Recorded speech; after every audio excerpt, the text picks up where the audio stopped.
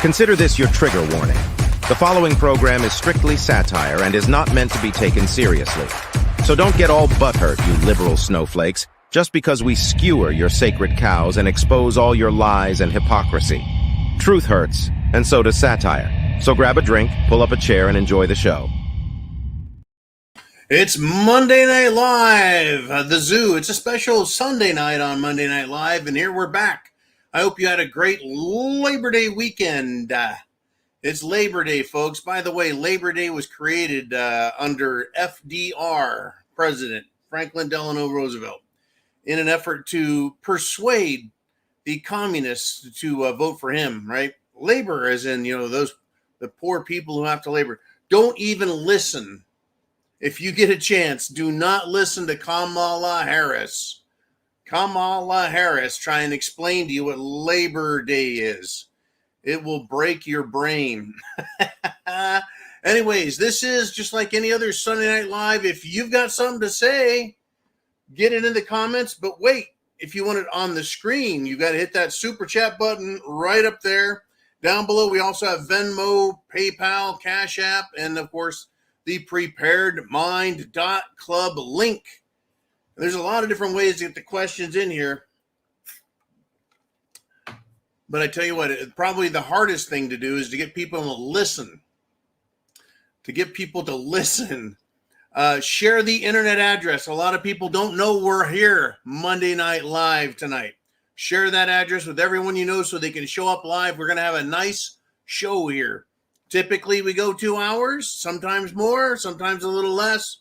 All depends. I've had one heck of a weekend. Looks like I'm getting hit by the Star Trek Enterprise fading machine. Yep, there we go. Nice, nice. And I'm back. Technology, crazy stuff. All right. Well, I'll tell you what. We all have a job to do, and that is wake people up. It is coming, folks. It is coming. Wake people up. We all get to pick a side and then stand on it. Now, for his part, I want to congratulate Mr. Chin Music. He's continuing to inspire people, piss people off, and bring people to his side. Here's what he wrote to me over the weekend. He said, "Liberals suck t-shirt." That's his shirt. It literally says, "Liberals suck." The Liberals Suck t-shirt has set a single store visit record with 21 comments. Like, "I love your t-shirt," right? And people are now asking where they can get their own Liberals Suck t-shirts. And Chin Music says people are fucking fed up. And he goes on to say this. And I want everyone to just think about it a little bit, right? He says, "I'm telling you as straight as I can, if one of those maggots, meaning foreigners, illegals, gets aggressive with me one-on-one, I'm willing to go to," well, take your pick at what the word was. I don't want to get him in any more trouble than that. He's willing to go all the way, folks. Right? I think we all are getting there. Getting there. I'm tired of them. I'm tired of these. I'm sick and tired of it. It has now come to America, folks. Shit has hit the fan, and it's going Mad Max. We now have hot spots around the country. New York City, Chicago, and of course, Aurora, Colorado. That's about as inconspicuous and strange as, I don't know, Kenosha, Wisconsin, right? That's where we had Kyle Rittenhouse, who doesn't get to be credited as a superstar patriot anymore. That's where he did his shooting, right? Strange things that happen at weird places. Now, the governor of Colorado, Governor Jared Polis, right? He dismissed the idea of Venezuelan gangs as imaginary. And they're not just gangs, they're armed gangs. He dismissed them and said, that's imaginary. Now he's decided to take those claims as serious. He's now taking them seriously. Now, this happened over the weekend as well. This idea that the Hells Angels were going to show up in Aurora, Colorado and fix things. What we're all waiting for, what we're all wanting, what we're all expecting. I don't care which one of those you fall under, wanting, waiting, expecting. someone is going to react to what's going on and fix the problem. We like to think of gangs like the Hells Angels as these really radical freedom, outlaw, biker, tough guys that are going to fix everything. Because, well, government's not. So somebody has to step up, right? The police aren't going to fix anything in Aurora, Colorado. The governor and the government won't. Now they're going to take it seriously, but did they say they were going to do anything about it? Or are they just going to monitor the situation, kind of like the mostly peaceful burning and protesting and looting and murdering that went on in 2020? Well, I'll tell you what, folks, that's what the Second Amendment is all about. It's about us protecting ourselves, not relying on, not waiting on the government, because the government could be corrupt. The government could fail. The government could be distracted. The government could be completely incompetent. All of those things apply to governments all around the United States of America now. But a thought occurred to me today as I was heading back from the glorious swamps of Florida. I saw an old man. He was about 60, maybe 65, came out of a bathroom and walked on past. Big beard, bald head, was in pretty good physical shape. And I thought about it. And I thought about the old man strength videos that are going around. I don't know if you catch any of these. I scour the internet for information, but every now and then I'll run across this old man strength where someone fucks with an old man and he beats the shit out of him. Right? And men from their 50s, 60s, 70s, 80s holding their own, right? Now, I thought about this. Where are all these tough old guys coming from these days? Well, I think that after Vietnam, Americans and even the rest of the world decided that they're tired of these wars that have massive death counts, right? Like World War II, World War I, where the populations of countries were just decimated. And people are tired of the government going to war and killing everyone off, right? This has been going on, right? In previous generations for centuries. The fighting men who are the alpha males, the tough guys, the strong warriors, they would be killed and culled out of the population in high percentages, right? Overall population would decline significantly. And the strongest were the ones who were put in the military and told to go fight for the king, fight for your country. And that resulted in a weaker, more tame population that's, well, subdued, easy to control after the war is over. So today, folks, we still have wars, right? The military industrial complex is profiting like crazy, but America doesn't have that appetite for tens of thousands and millions of people to be killed, right? We're not up to, no one wants that anymore. So I think strangely enough, something else has happened, right? Strong alpha males over the last 30, 40 years are not being killed, right? The last several wars doesn't have hundreds of thousands of Americans being killed. The companies are making their profits, but these strong men, these old men now aren't dead, right? I think the result is that as we move closer and closer to this partisan civil war, revolutionary war, whatever you want to call it, that's coming, we have a big population of pissed off veterans, patriots, and they didn't get killed in these wars, right? The Afghanistan war, the Desert Storm wars. No, they just haven't been being killed off. So we've got a population full of trained veterans who are not weak, who are not timid. It just comes down to what is going to kick things off. I don't know. I guess we're going to find out. This is the Monday Night Live. This is the same as Sunday Night Live, except it's on Monday. And so we do super chats, put you on the screen, make you famous. Who is up first, Mr. Ooman? Jolene. What do we want to talk about? What's on the minds of viewers? We have Dan Erickson checking in with a $5 super chat. He says, John, been thinking about buying a thermal imaging scope for my rifle. What's your thoughts on that? Already have a can for it. Well, I'll tell you what. I really like the idea of having a thermal imaging scope, whether it's a rifle-mounted scope or whether it's just a handheld version. What thermal imaging does, folks, it's better than night vision in that it can see through, well, fog and smoke. Right? It's not looking at luminescence. It's looking at heat signatures, kind of like the Terminator. Not the Terminator, I'm sorry. The Predator movie, right? That's available now. And I find it, you say, what do I think about it? It is a good investment. It's a great investment. I, of course, have a night vision rifle scope, right? Has a reticle, everything.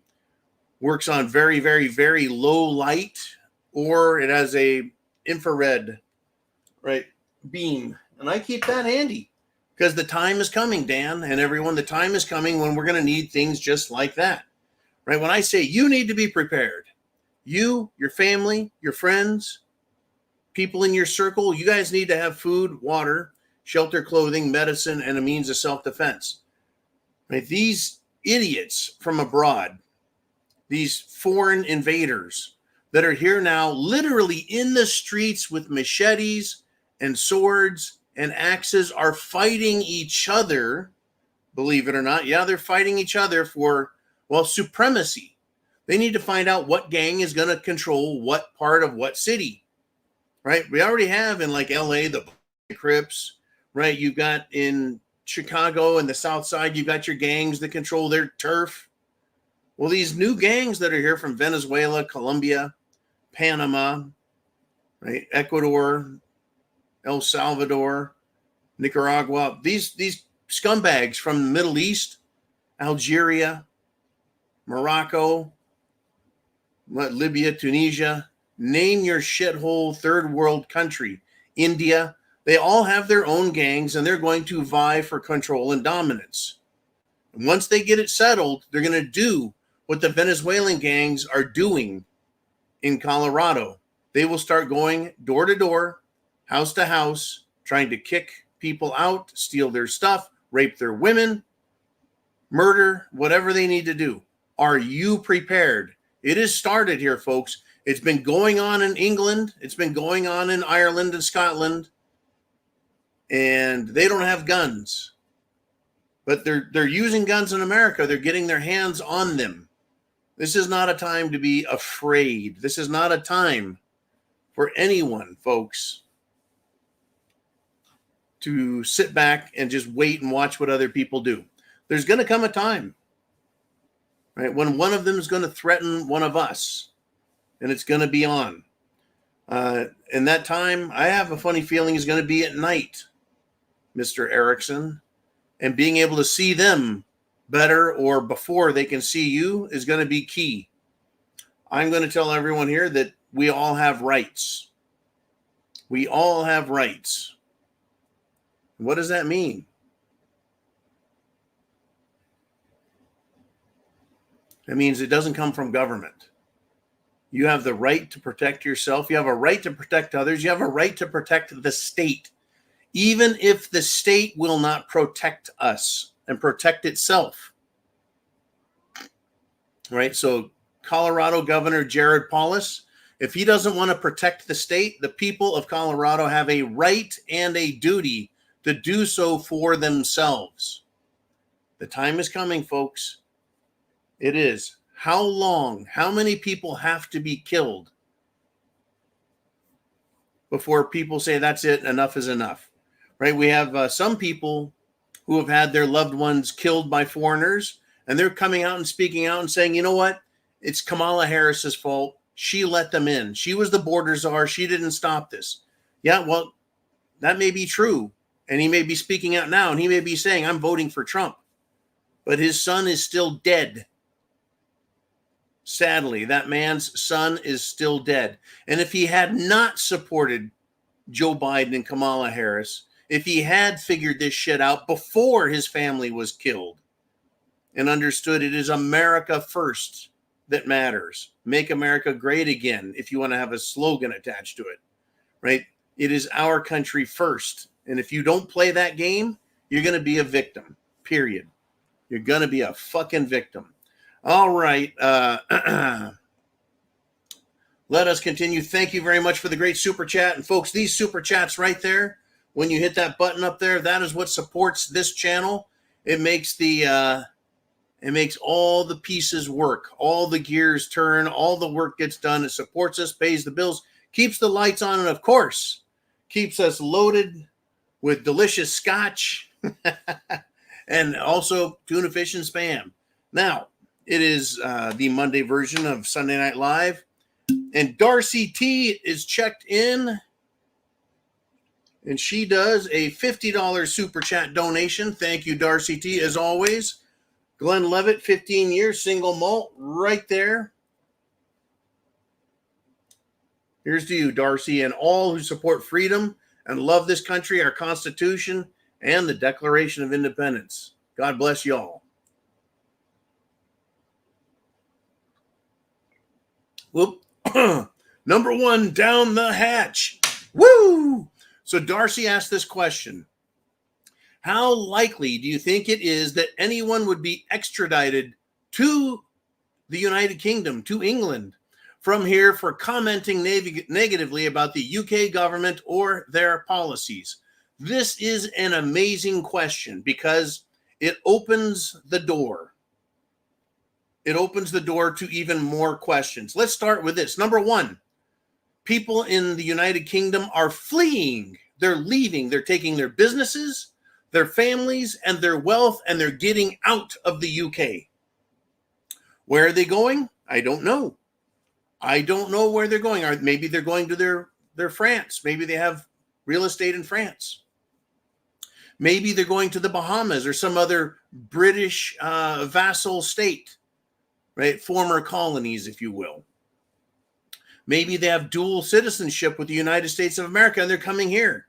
The same way people are leaving California, leaving Chicago and Illinois, leaving New York City and New York State for, shall we say, friendlier grounds. Certainly not Aurora, Colorado, but places like Texas and, of course, Florida, Georgia, the Gulf states, the southern states. There's going to be hell to pay, folks. It's coming. Anyways, this idea that the United Kingdom could get mad at, well, you or me for making a tweet. That's right. That's a great question. How likely is it that anyone is going to be extradited to the United Kingdom? I will give you one answer. Under President Trump, there's not a fucking chance of it. Under President Kamala and the World Economic Forum controlled globalist New World Order, if Kamala wins, you bet they will look at the seriousness of the aggravating comment and determine whether or not the United Kingdom should have a few Americans to punish, to serve as an example for the rest of us, to shut our mouths. Oh, folks, this free speech thing has gotten out of control, right? Mean tweets, right? Oh, how wrong is that? Now, amazingly, folks, there's an incredible amount of thought here. Let's start with this. It is a good thing that Elon Musk bought Twitter, which is now X. If he hadn't done that, we would still have Jack Dorsey, the magical flagget gnome, in charge. Remember that pointy beard of his and his little turban he was wearing? Total freak, right? He used to own it. Well, that magical little fruitcake, right, would have no free speech on Twitter compared to what we have and have had in the past and then have now. Because Elon bought Twitter, he made free speech available and the number one topic, right? It is a massive issue, which is now a worldwide issue, and there's a worldwide struggle, this fight for freedom and liberty right now, right? because Elon Musk bought Twitter, right? And folks, that's say free speech. And you and I are also partially responsible for screaming and yelling about free speech as loud as we have. And because of all of those efforts, because of Elon Musk buying it and making free speech available and pissing off these other countries, we have a better chance at winning this election and defeating evil. It is incredible what is happening right now out there. It's incredible. I mean, get this. The former labor secretary, Robert the Third Reich, his name is Reich, so I call him the Third Reich, like Nazis. Robert the Third Reich is urging global regulators to arrest Elon Musk. For what crime? For disobeying them. No, there's no injured party. Mean tweets? Yeah, right. So the super duper shithead left-wing Democrat newspaper called The Guardian, right? Robert the Nazi Reich outlined his ideas about Musk, and he said that Musk is out of control and that he must be stopped from promoting free speech. All right? It's unbelievable, right? Global regulators can step up and arrest Musk for spreading misinformation. This is the same thing that happened in France, where Macron, right? Emmanuel Macron, the man who married, his uncle who dresses like a woman, right? They recently arrested Telegram, social media, their CEO, Pavel Durov, for spreading misinformation. See, here's the deal, folks. Free speech terrifies the globalists because their misinformation, their lies, their bullshit can be countered, criticized, or just ignored for a more appealing philosophy or opinion. They don't like that. So fuck the World Economic Forum, fuck Robert the Nazi Reich, fuck Kamala Harris. But this is the war. Now we all see how important free speech is. I now agree with the founding fathers, whereas in the past I felt that the Second Amendment was the more important of the two. That's where we're at. The First Amendment is the first one because it is through the First Amendment that we see tyrannical government coming for your rights, your wealth, your choices, your life, your decisions, your family, your kids, your business. Everything about you is controlled through speech, which is thought, which results in taking actions. And once they take those rights, now all you've got is your trusty rifle.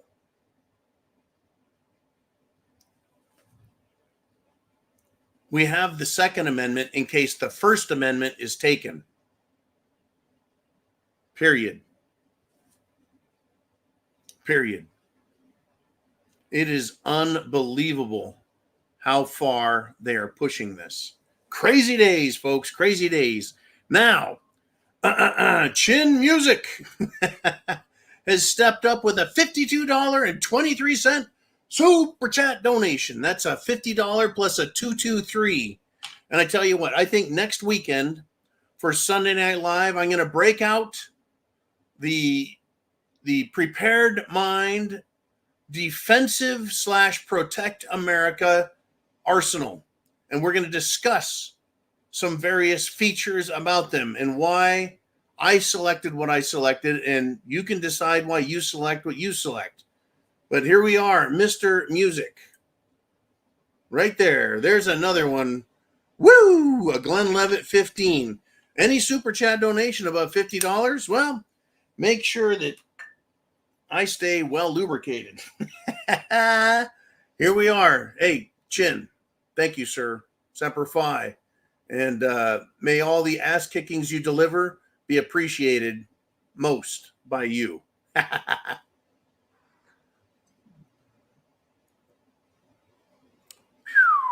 Oh, mother's milk. All right. Well, Chin Music says that he won't be around for the full show. So, Uman, if you would, keep an eye out for Chin Music in case he pops in, throws down a couple more comments. I appreciate that. All right, but for now, I just had to take advantage of that scotch since it popped up. Let's go, Jolene. Who else is out there? What are we going to discuss? Who's got something to say? And it's Bart with a $2 super chat PayPal donation. And he says the answer to 1985. Well, I know that the answer to 1984 is 1985. I don't know, man. I don't know what we're calling for here, but I'll tell you what. We have some serious issues going on. By the way, we're at 300 people live right now. I got a little counter up here in the corner. 300 people live. Share the internet address. Hit that thumbs up. Let's see if we can't bump 400 before the show's up on a Monday night, no less. I hope you all have had a great weekend. Folks, 1984 was written by George Orwell. And he was not pro-government. In fact, his vision of the future, he said, was imagine a man's face with a boot stepping on it, right? That's a paraphrase, but that's what government is, right? Stepping on your face, stepping on your neck, stepping on your throat. That is what their idea of governance is. 1984 was about language, free speech. It was not a book about guns or revolution or civil war. It was a book about living under absolute controlled life, where government told you what you could think, what you could say, what you could read, what you could own, what you must do, how you must behave.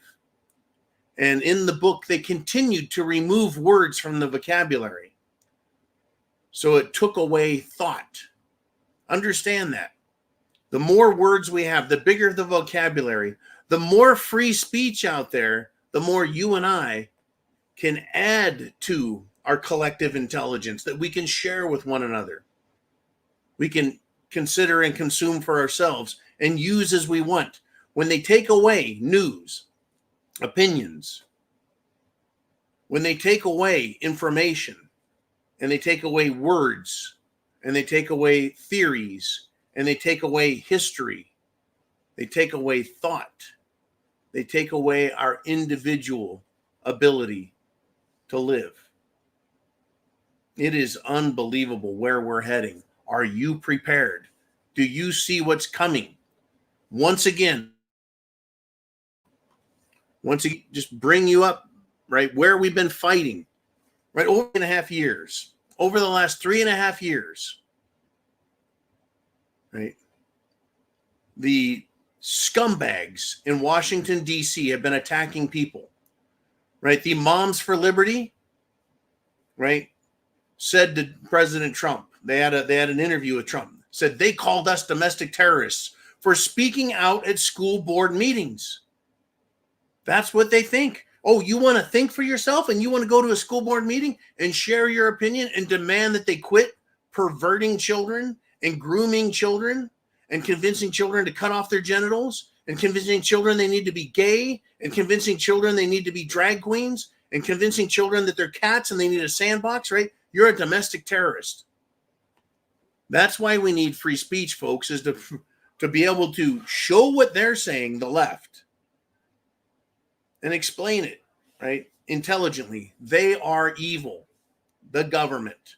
The government is now evil in Washington, D.C., period.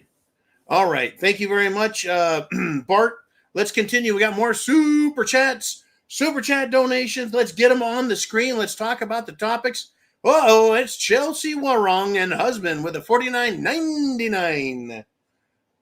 And you know what that means. Yes, it's 1 penny shy of 50, but that's all right. We'll round up a penny like they do at the stores, and we'll do another shot of scotch. Keep me lit. I'll tell you what, I didn't drink much this weekend, but I did a lot of training. And Took a couple chances with my life. That's all right. The alligators did not bite, and I was able to squirm through underwater tunnels. Anyways, Chelsea, Semper Fi to you and husband. Thank you very much for the great, great support right here. Prost. She says, we welcome HA fixing things. That's the Hells Angels. We welcome them fixing things. Too close to home. Happy Labor Day, family. Now, you see that attitude? Now, understand, I've got Hells Angels in my family. Right? I've got straights, I've got outlaws, I've got everyone in my family. My direct family. I know what it's all about. Now, when it comes to Hells Angels fixing things, do they have to obey the Constitution? No, they don't. They really don't. They were started by people who fought in World War II, the Hells Angels, who were glad to be alive, happy to be free, and wanted to live, right, their lifestyle. Interesting group of gentlemen. And I use that term loosely. But when the government fails, like they are in Colorado, in California, and Washington, and Minnesota, and New York, and Illinois, and many other states, New Mexico, right? When the government fails, people aren't afraid to say, you know what? I hope that bikers show up here the way they did for Bethel, Ohio. During the 2020 riots, the Black Lives Matter and Antifa freaks said they were going to go tear up Bethel and destroy it because the people of Bethel decided they weren't going to have any of that shit. Well, they said that they were coming. And so bikers showed up in Bethel, Ohio, and protected that town and beat the snot out of any of the little fuckers that got out of line. I'll tell you what, I would like to see more Americans stepping up and protecting other Americans. But is it going to happen, Chelsea? Right? We want the problems fixed. That's all we want. That's why we pay our fucking taxes. That's why we vote. We try and pick people who will fix things and make them right. Right? We hire good people. We fire shitheads in private business and in the public sector, government. But what do we get in government? Lifelong scumbags collecting big paychecks and big pensions now. And they're more than willing to destroy America. I'm telling you what, I really want to see Trump reelected and start cleaning this fucking country up, or we're going to be in a civil war. We're going to be in partisan war, and we may even see a revolutionary war develop. And I mentioned earlier, all of us old veterans, my age and older, weren't killed off. I was probably threatened on a daily basis. John, you don't do as you're told, we're going to send you out there and I'm going to have you killed.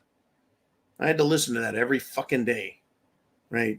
So this idea that some fucking dumbasses from another country that hold a gun like this, a pistol, a sidearm, right, don't know the fucking ass end, which end to hold on a rifle.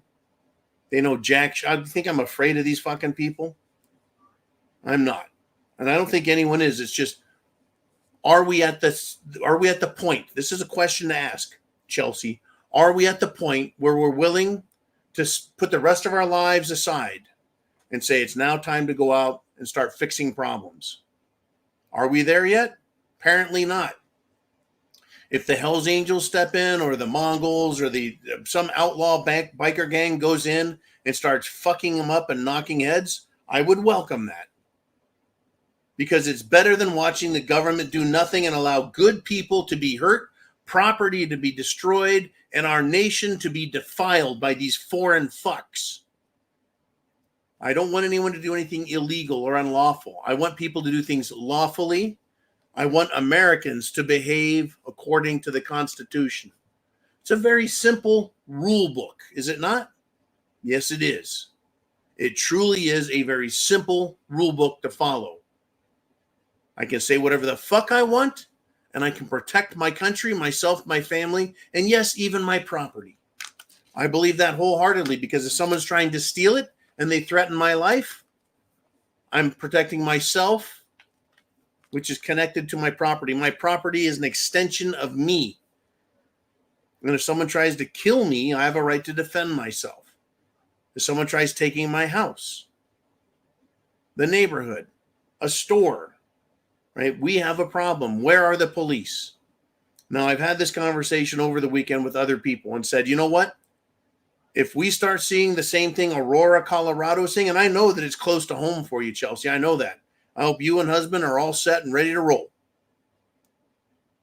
But here in Florida, during 2020, Sheriff Grady Judd over in Polk County, it's about 2 or 3 counties that direction from me, he told everyone, someone comes through your front door, you blow them right back out the same hole.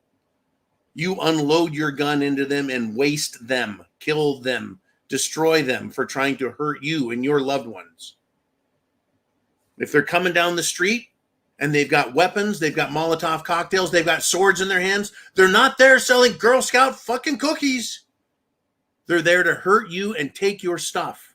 They're there to rape women and murder men and destroy property. They're not here to be our friends. I see any of these fuckers, there'll be problems. If I hear about any of it in my county or the counties that are around me directly, I will call my sheriff's department and I will say, what are you guys going to do about this? Because if you're not going to do something, if you don't have a plan to address it immediately and put an end to it instantly, then I will have to take actions myself, because I'm not going to wake up in the middle of the night in my bunker because someone rolled a fucking Molotov cocktail down the hole. I'm not going to wait for that. I'm not going to wait till I'm driving down the street. All of a sudden there's a roadblock with a bunch of people with machine guns aiming them at me and riddling all the cars with bullets. I'm not going to wait for it to get that bad. What are you going to do, folks? Got a lot of keyboard warriors here. I'm showing this face so that the enemy sees who it is.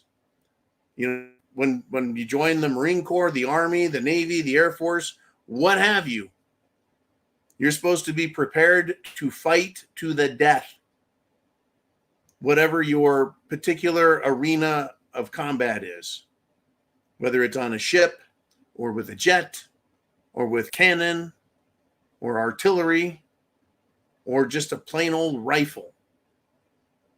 Right? You're supposed to be willing to take that step. And I guess I should talk about that step. The liquid lubrication's working very good, Chelsea.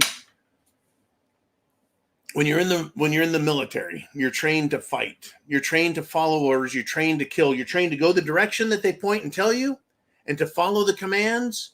And if you engage the enemy, eliminate them. It sounds odd as a civilian to think about walking in a direction, and if you run into any human beings, you shoot them. You don't shoot to injure, you shoot to kill. You waste them, you waylay them. But in civilian life, we're all friendly and nice. But we don't have friendly and nice civilian circumstances anymore.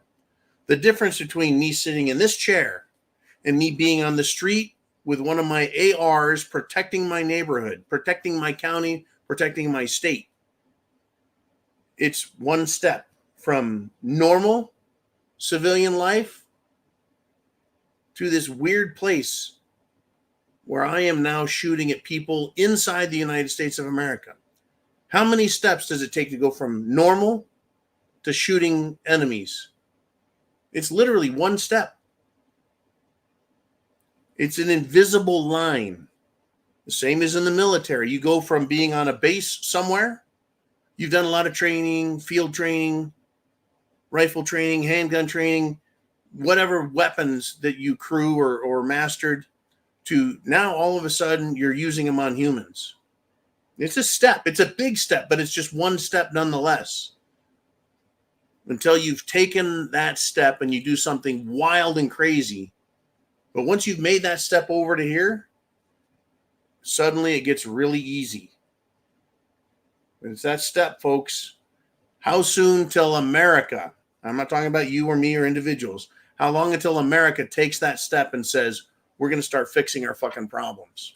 Big questions out there. Chelsea, thank you much. If you've got something to say, you, or you, hit that button, super chat button, get your comment, question, thought, prediction up on the screen, and we will discuss it. Jolene, who's next? We got Boomer out of Canada back.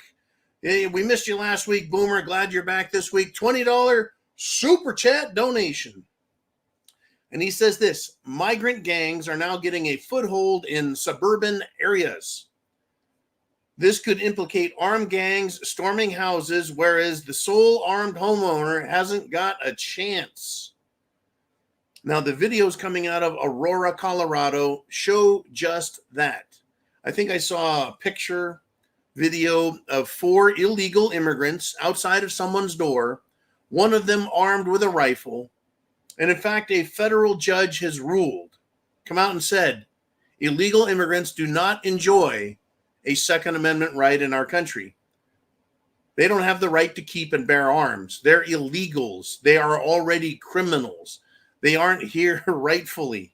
I agree with the judge, but I wonder about your thought here, Boomer. Yeah, they're trying to get into suburban areas. You're up in Canada. We're down here in America. We're cousins, right?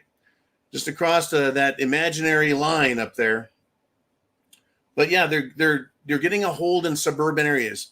Let me tell you about how many illegals I've seen in my county. None.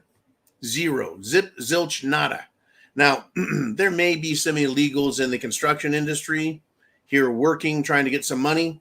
I wouldn't doubt that, not for a second. But that's different than these illegals that are living in hotels, taking over apartment complexes because the government is shoving them in there. And then they're hanging out on the streets.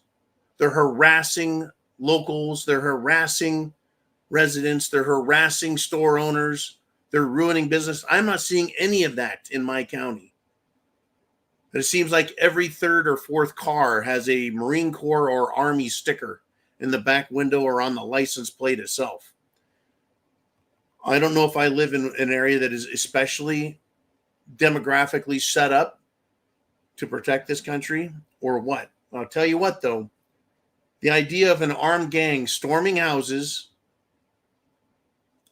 that presents a unique problem. I'm going to have to agree with you.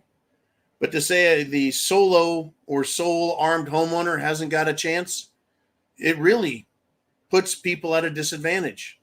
Now, ideally, does a gang come through the front door and have to find their way to the master bedroom to take care of the man of the house? Right? Are they kicking in doors, or are they just banging on doors, having someone answer, and then pulling them out the door, kicking the door in at that point? I don't know what how their game plan, the illegals, that is, the criminals, is going to develop, but they have a system they've used. System they used in Venezuela, system they use in Colombia. They're going to try developing systems to make their process, more successful. What I'm going to say is that the solo home owner, right, one man, maybe two inside a home with a gun, I'm not going to say hasn't got a chance. I'm going to say they have a good chance because they know their home.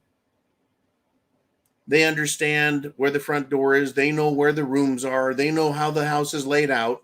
They have an advantage that the gangs don't. Now, like I said, I've seen the picture of one guy with a rifle and 3 without.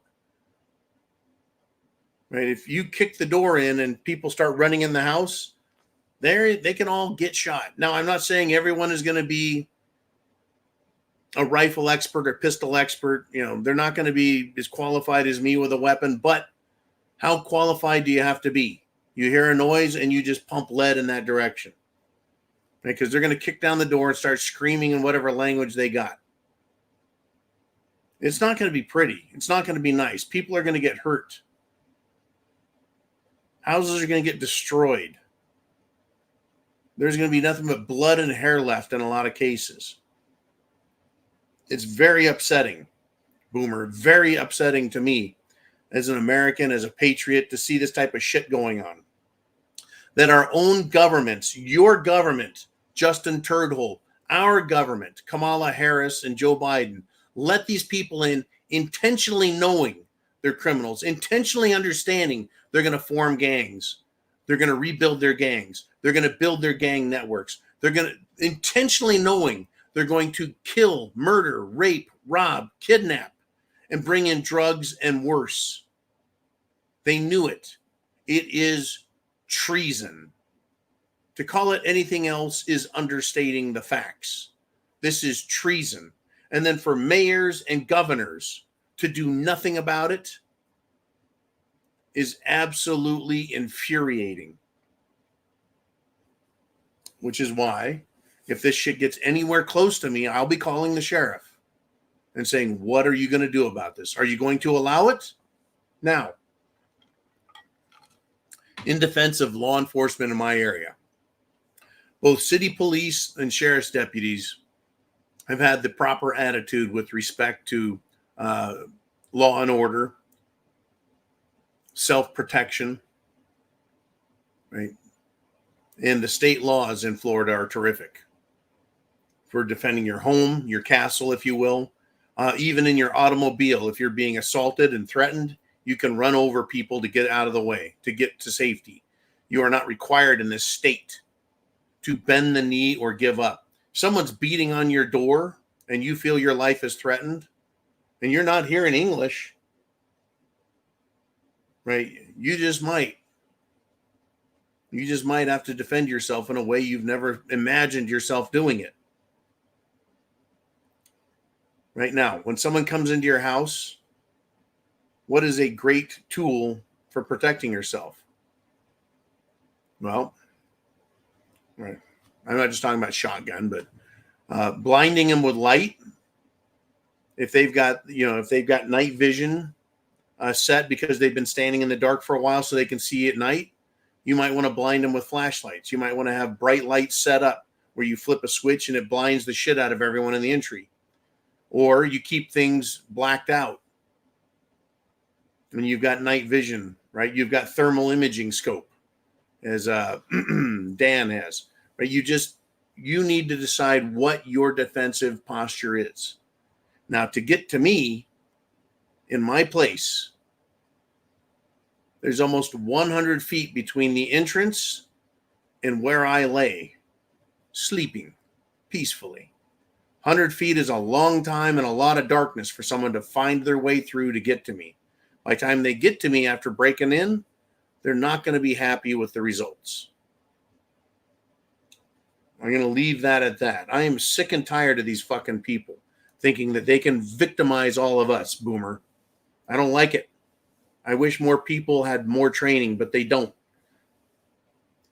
And maybe you're correct that the sole armed homeowner, most of them, are going to be in for a big surprise, a nasty surprise, and they don't stand much of a chance. But with a little bit of training and a little bit of planning, I think that you can really turn the tables in your favor. Now imagine if you and your neighbors were all well prepared. And the gang showed up one night and they got waylaid. And they showed up the next night and another neighbor took them out. After a while, they're going to run out of criminals, right?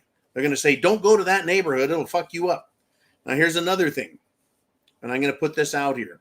If the gangs get into your town and they're a little too close for your comfort, it may just do to have a neighborhood watch, someone sitting up in an observation and listening post somewhere on the street in the neighborhood.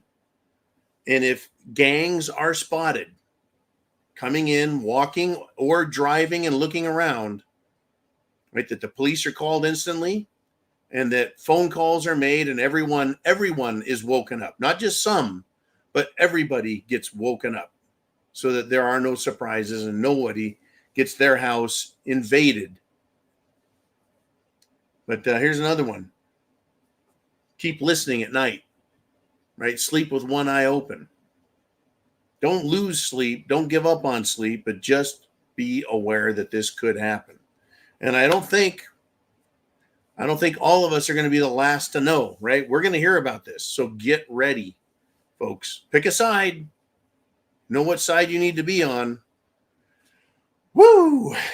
Thank you, Boomer, very much. Great topic, man. I am fucking hot under the collar, pissed off at these fuckers. By fuckers, I mean our own governments. The illegal immigrants, they're mercenaries here at the invitation of Kamala Harris. That's right. They are here at the invitation of Justin Trudeau. They're here at the invitation of the British government, the French government, the German government. That's who invited them in, knowing that this was going to happen. And here we are. Let's continue. Jolene, who's up next? What are we going to talk about? It is Chin Music via the club. He checked in. He says, we need to pass a constitutional amendment that Democrats cannot move out of a state to a new one if they live currently in a state run by the shitbags they voted for. Also, I find it interesting the military-industrial complex is supporting Kamhola. They painted Trump as white supremacist so they can't have him invading black and brown countries and stealing their shit. Let's go back to comment number 1, page 1 of Chin Music there. And he did a $52.23 super chat, and he finally got us checked in. He says, we need a constitutional amendment that Democrats cannot move out of a state. I think this is interesting. The whole idea of locomotion, or the ability to move about, is a right. It is a right. It's one of those immutable laws, right? If governments weren't here, what would stop you? Nothing. So it must be a right to move, to migrate. But here we are. How about this idea, right? Well, if you're living in a state run by more people in your political party, then you can't move because you and your political party created the problems. Well, what if they want to move out of the state and there are no problems? You know, it's quite interesting, this concept of being able to live where you want within the United States of America. Right? I showed up and I had, foreign plates on my truck. And the state of Florida couldn't tell me no. Right? People moving from California to other states, people see those California plates or those Illinois plates or those New York plates, and they don't like them. They're like, just turn around and go home. At what point does that thought that you have, Chin Music, start to resonate with people where they're like, you know what? We are not going to allow people from that state here. Does a state like, say, Texas or Florida or Georgia or Mississippi have the authority? Does a state have the authority to give someone who wants to move into the state a political test? But, you know, if they gave them a political test, who's to say that those people wouldn't lie on that political test? It's an interesting comment / observation / idea. I wonder if we're going to start hearing and seeing more about it. Will people kind of work through this idea and concept on how to protect your state from being invaded by losers from other states who would bring their loser concepts and ideas and destroy you? Does a state have a right to protect itself from invasion by foreigners who hate them? Right? The United States of America should be able to protect itself from other nations. And up until Kamala Harris and up until Barack Obama, our nation did just that. Well, Trump in the middle said no more, tried building a wall. Oh, yeah, by the way, Kamhola now wants to build a wall, she says. What a sack of shit. All right, let's go to part 2 of Chin Music's comment / question. He says, it's interesting that the military-industrial complex is supporting Kamhola. I'll tell you why. They want the former prostitute, still a prostitute because she's for sale. That's the joke, right? All a prostitute is someone willing to sell themselves for money. Just what they're selling. Well, I wish Kamhola was only selling herself rather than selling the whole country. But the reason they support her is because she'll do as she's told. If the World Economic Forum wants a war, she'll give it to them. If the banks want a war, she'll give it to them. If the military-industrial complex wants some military action so they can blow up some bombs or waste some jets, she'll give it to them. They don't want Trump. Trump did not create more wars. Trump stopped wars. Trump toned down the rhetoric, the wars. So yeah, they don't want him, whether they call him a white supremacist or a white nationalist or a Nazi or whatever they want to call him, a proto-Hitler, right? He will not just start invading countries and killing people because it suits them. So yeah, they don't want him. It's not about America. It's not about freedom and liberty anymore. It's about money. That's all these people want. It is their God and they worship it. Right? I choose freedom and liberty over being a wealthy slave. Right? It's unbelievable. Thank you, Chin Music. Jolene, where are we going to roll next? Where shall we roll? And it is Nancy Keg. A fine German name if I ever heard one, with a $10 super chat donation. And she says, don't have much to say, but I have a love of country and my people who belong here legally. Semper Fi, the Prepared Mind family. That's really a nice saying. A lot of people don't have much to say. They just look around and they don't like what they see. They love their country. They love American people, but they're not seeing good things. What's interesting, Nancy, is people are starting to go, you know what? I used to not have a lot to say, but I'm starting to develop quite a vocabulary. And it's coming. It truly is. I mean, the opinions go both ways, too. Remember, leftists out there, they just used to just vote for Clintons and then voted for Barack. And then they just voted for Biden because, well, they didn't have much to say either. They just vote the way they've been told to vote. Well, get this, right? A Canadian-born journalist who writes for the New York Times has called something a threat to American democracy that is, quote, beyond redemption. So this thing that is out there, according to the New York Times, is beyond redemption, meaning it can't be fixed, right? This threat to American democracy can't be fixed. You know what this person, this Canadian-born journalist who writes for the New York Times calls this threat? The threat is the Constitution. Now, first off, we know that this Canadian-born contributor to the New York Times, this journalist, she's a fucking absolutely retarded, moronic troglodyte. There is no United States of America without the Constitution, period. Without this, there is no country. This idea that we're a democracy, a threat to American democracy. So here it is, right? A love of country. If someone says, I love America, the American democracy is under attack by the Constitution, it's a complete misnomer, gaslighting, non sequitur, piece of shit.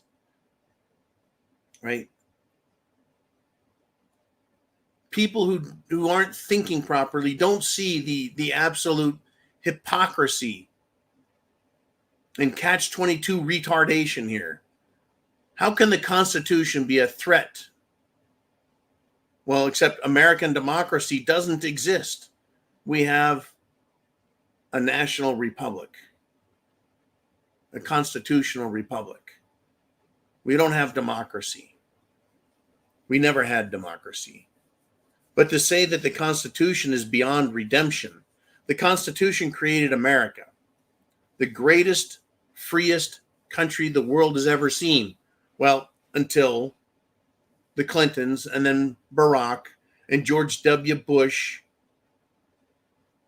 and John McCain and all of these rhinos and Democrat scumbags completed with the Obama capstone. Talk about an existential threat to our republic. This is where we're at. This is where we're at. Thank you, Nancy, very much. Let's continue if we shall. We're at the 1 hour mark. We got another hour to go. What do we want to talk about next? If you have something to say, hit that super chat button. We'll get you on the screen. I'll make you famous. We'll talk about what's on your mind. And what you want to talk about right down here It matters. It's not just me. It's not just my show. This is what you want to talk about. So that people that watch, that tune in for the first time, they're like, hey, this is interesting. People are asking questions. People have ideas. People have thoughts. People have opinions. We don't all have to be quiet and listen to the mainstream media. We can listen to each other and learn. So here we are. All right, what do we want to talk about next? This is your show. It is Monday Night Live on the Prepared Mind channel. And we have Orlando checking in with a $5 super chat donation. And Orlando says this: John, I once told you this whole thing is heading toward the same scenario, similar to the movie The Forever Purge. Food for thought. We stand a chance of this purge type thing happening. The purge, whether it's just partisan conflict or the government. Imagine the government saying, okay, it is okay one night a year, or 1 week out of the year, or it's okay any day out of the year to go hunt your political enemies. Imagine how crazy this world would be if the government authorized that. Well, right now, the government isn't authorizing anything, and they're not stopping anything. I take that back. The government is stopping people from making mean tweets. The government is getting mad at people for using social media to share opinions. Right? We're heading to massive civil disobedience, unrest, violence, and it's going to be based across partisan lines. Now, you, me, or no one else is going to be able to walk down their street 100% confident they will not be shot by their neighbor, because your neighbor could be a Democrat. Your neighbor could be a Democrat and they own a gun and they know you're a Republican and they're going to shoot you. And they'll shoot anyone else they don't like and purge the system. Right? So what's going to happen if people start doing the purge? They're not going to leave their homes until they're out of food. They're out of water. Well, will city vehicles be allowed to get out there? Right? What if someone works for the water district or the electric company? Will people respect them because, well, that keeps their their power and their water on? Got to have that. So don't shoot them. Or will their neighbors know their politics and shoot them anyways? Right? There's idiots out there, literal idiots out there who think that, well, the electricity, computers, the internet, airplanes and helicopters were all invented in Africa. And the rest of the world stole those ideas. They believe this alternate version of reality where all the good things in the world came from Africa. Music, culture, science. Sub-Saharan Africa didn't even have the wheel. But we're supposed to believe this other alternative history. The point is that people will believe whatever they want. You cannot force reality. I cannot force reality on anyone. So if they want to believe the most ridiculous, asinine, stupid shit, like America's a democracy and it's being threatened by the Constitution, and these Republicans are all white supremacist neo-Nazis, and any black man that supports Trump should be killed on sight. People that start thinking that, folks, we're going to have purges. I really see it coming, Orlando. I agree with you. There is going to be something that happens, and once it starts, will we be able to get the genie back in the bottle? Now, for my part, I'm going to throw out this, what do we call this? Just an idea that, let's just say the county I live in starts to have trouble with these illegals. And so people within the community stand up for themselves, protect themselves and protect one another, and start eliminating the problem. Well, Democrats don't like that. So they start shooting back at the Republicans who don't like law and order being dismissed by these illegals.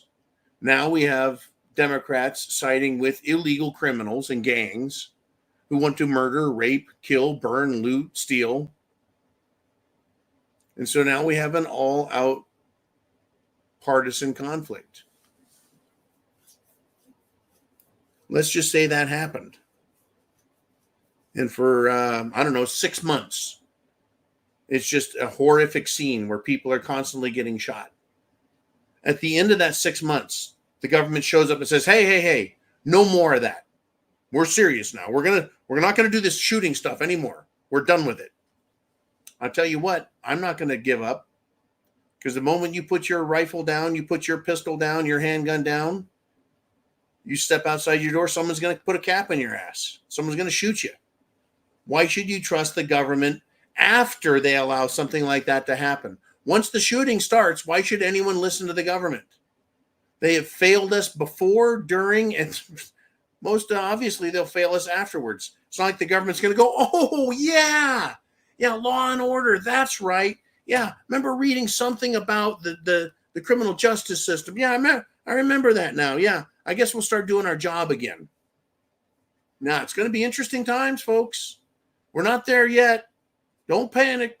Just get prepared. That's all I got to say. Thank you, Orlando, very much. A lot of food for thought, that's for sure. All right, it is your turn. It is your chance. We're at 350 people, plus minus. Great turnout for a Monday Night Live. What do you want to talk about? There's a super chat button right up there. Get your comments down here. And Jolene, who do we want to throw up there next? And it's Dan Erickson. He's back. Big Dan the man with a $5 super chat. And he says, with over 100 million pew-pew owners, their tyrannical plans are on hold until they grow a big pair of balls and try something not real intelligent. Well, I think the numbers I've seen, Dan, are in America total. There are somewhere around 600 to 800 million weapons, be they shotguns, rifles, or handguns. Well, there's 350 million people in the country, including children and the elderly. So not all of them will have their own weapons. And Democrats, by and large, are anti-weapon and don't own their own as well. So I think your number is pretty good. If there's about 150 million Republicans, probably 2/3 of them are armed to one degree or another. And so that 150 million Americans that are adults, that are Republicans, they own approximately, 700 million weapons. That's about 5, 6, 7 guns per person, average. I'll tell you what, that number makes sense to me because that's right about where I'm at. Let's see, let me count some fingers here. Yeah, I thought so. Let's see. Yep. I've got more than my fair share myself. And I made sure that my son also has more than his fair share just to start out in life. We're certainly not like every other country on the planet. Even Canada to the north, where guns are still legal, even though they're frowned upon and they don't want any more in there. America is very interesting. So this has put tyrannical plans kind of in the back burner. They're trying to figure out how to get to Americans. How do they destroy this country? Well, they've taken the Constitution from us and shit all over it, but it still exists. At the very least, if it's not existing in practice, it exists in paper and it exists in our hearts and minds. So the government is screwed. How do they take from us that which they want? Our property, our wealth, our real estate, our corporations, our businesses, our lives. How do they take it? Well, they're chiseling away at it one move at a time. But ultimately, they're going to have to really step up and do something. Now, trying something not real intelligent, like inviting all of these illegals into the country, guess who they're going to go after, these illegals? They're going to go after the rich people as much as anyone else. They break into a poor person's house, there's nothing there worth stealing. There's nothing there worth having. How long until they figure that out? Well, we own all the apartment complexes in town and we got nothing for it. They all have the same thing, a big screen TV on the wall, because they only cost $300 now.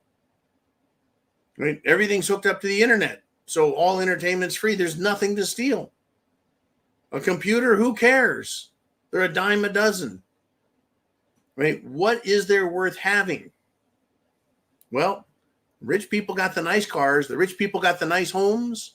The rich people have the nice living circumstances, the best food. They might go after the rich people. And by rich, I mean anyone who is worth $1 million or more. So, yeah, they're going to, Nancy Pelosi. Hey, look, if some hammer ass having fruitcake felching moron can get into Paul Pelosi's house and assault him, right? Anyone can get into Paul Pelosi's house. Anyone can find him. Anyone can get in there. So, yeah, they're in big trouble. It's not real intelligent of them to do what they've done, but they've done it. And I think true Americans are going to be the last ones to die, to give up. And it will be these other morons, folks. So let's hear it for the pew-pews. Thank you, Mr. Erickson. Jolene, who is next? And I've got this. It is Truth Faction with a $4.99 super chat donation. He says, we have to teach the difference between democracy and a republic. We are a republic. Well, I'll do that very quickly, and it's pretty easy. In a democracy, whatever government institution, local, state, or federal level, all they need is a 51% vote to win, more than half. And democracy is majority rules in all things. If the majority wants this one day, they get it. And if they want something else the next day, all they have to do is vote. And the government does whatever it wants. You have no rights. You have no property if the government says you don't because they voted for it. In a republic, your rights are guaranteed. The state cannot vote your rights away. Period. The government cannot vote your rights away. Your rights are embedded in the law itself. In a republic, your rights to property, wealth, guaranteed. Your right to life is guaranteed. In a republic, democracy, they can vote to kill you. We have too many people in the state of Georgia. We need to kill half of them. Well, we voted on it. Now we just have to decide who dies, right? A democracy is also nicknamed a mobocracy. Rule by mob. I don't want to live anywhere where they can vote to have me killed or to steal my wealth, to steal my property, to steal my business. A republic guarantees that the government is constrained by rules, and it cannot change those rules willy-nilly. If it wants to change a rule, it has to go through a series of steps. It has to be approved by a legislative body. It has to be passed by a supermajority to change the rules. Then it has to be signed by the executive, and it has to pass the constitutional test with the judicial branch.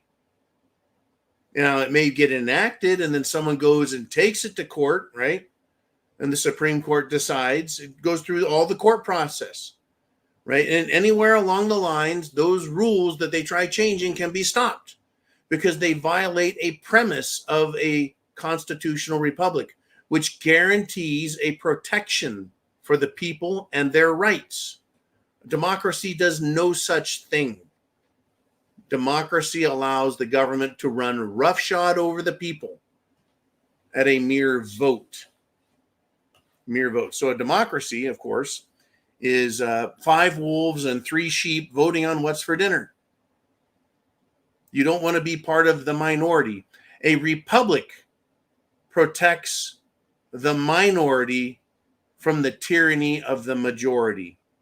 And that is an old quote. A republic protects the minority from the tyranny of the majority. Right? In a democracy, all they have to do is outvote you, and they win, and they can do whatever they want. So look at the tyranny we're dealing with in England, in Canada, throughout Europe. They are heavily democratic in their processes and thoughts. The United States of America is a republic. and is not a democracy. We're being attacked. We're under attack, no doubt. They're trying to convince us that we have a democracy and that the Constitution threatens it. Give me a fucking break. Unbelievable, folks. But that's where we're at. Thank you, Truth Faction. I tell you what, I want to remind everyone that we're under attack from our own government. We're under attack from terrorist organizations. We're under attack from religious organizations. Right? In fact, in France, another church has been burned. The Immaculate Conception Church is now burned. It's just one of the latest in Catholic Church burnings, right? Cathedrals, churches up in flames. And I watched the video of the tower burning, the bell tower, just in a roiling flame, raging, hideous inferno, then collapsed. And I'll tell you what, I blame Muslims. This is not Islamophobia, folks. It is 100%, no doubts, anti-Christian Muslims in France. How do I know this? Because dozens and dozens of churches are being burned. Folks, Islam, mosques, Muslims, they're not compatible with the ideas and concepts of freedom, liberty, and our republic. It's all going to come to a head. I have met some of the nicest people out there that are Sikh or Muslim or Catholic or Christian. Great, nice people. But they're not the ones running the show. They're not the ones making the call. Who is acting violent? Who is acting out? It is these radical people. And in fact, the Muslims are the ones who are the most terroristic. They just love terrorism. It seems to work for them. In fact, they glamorize it. They glorify that. Are you prepared to deal with that if that's what shows up in your town? You could have both. You could have on one side of town a bunch of Central American and South American gangs, and on the other side of town a bunch of Islamic jihadi Joes. I have no room in my world for either because I know what they have in mind for me. Death. Certain death is what they have in mind for me. Are you prepared for what's coming next? Yeah, I know I need a freaking haircut. All right, let's keep going. Jolene, man, who's up next? Who do we have? And it's Chelsea Weerung back with another $49.99 super chat donation, which requires me to break out the Glenn Levitt 15. I was getting a little dry, getting a little parched. And so I appreciate this. Any super chat donation of $50 or more buys me a scotch. And I really believe that I'm the only internet social media channel out there where you guys actually buy me a drink as we go. I really think that's awesome. I think we're unique and special that way. Thank you, Chelsea and husband. And she says, Mom is watching and enjoying the show. Cheers. Semper Fi to you all. Please be safe if you're anywhere near this Aurora, Colorado crap. Down the hatch. God bless America.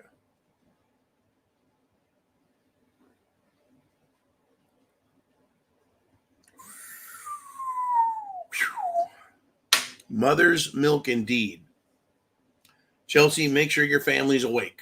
Make sure they understand the threats. My sister, God bless her, is taking care of my mother now, which is good. My stepfather passed away a couple of years ago. And, we need to take care of our parents. They aren't helpless, folks, by golly. In fact, I made that comment about, masculine men, these hyper masculine alpha male warrior types that every generation seem to get slaughtered in a war to satisfy the cruel intent and needs of the elite rulers. But over the past several decades, they've stopped doing that, right? Because the appetite for war, the people don't want it. They're sick and tired of it. So the government says, well, fine, we'll just fucking kill you with diseases, I guess. Anyways, it reminded me as I saw this old guy, he's a tough looking son of a bitch, walked out of the bathroom and went about his business, not hurting anyone, but you just don't fuck with these old guys, right? They'll get you. Now, it reminds me of that old Marine who was at a parade in New York City just a couple of months ago. And I believe it was for Veterans Day. And he was in his World War II uniform. Or it may have been Korean War. I can't remember which. But these left-wing Democrats who want democracy, these lying sacks of shit, these scumbags were harassing him. And he literally turned to someone and says, "Give me a gun. I'm going to kill these bastards, these communists." Right? Folks, that is the attitude I refer to with old men who have had enough of this shit. Right? That guy did not get killed in the war he served in. Decorated veteran being jeered at by a bunch of idiotic Democrats. And it's funny is Kamala Harris wants more war, but they will not, right, praise somebody who went and fought for country, killed the enemy, and fought for freedom and liberty. They won't honor that, but they'll honor Kamala, who will send him back to war if she has a chance. It's because they're a bunch of fucking cowards, and they know that they will never answer the call to protect this country.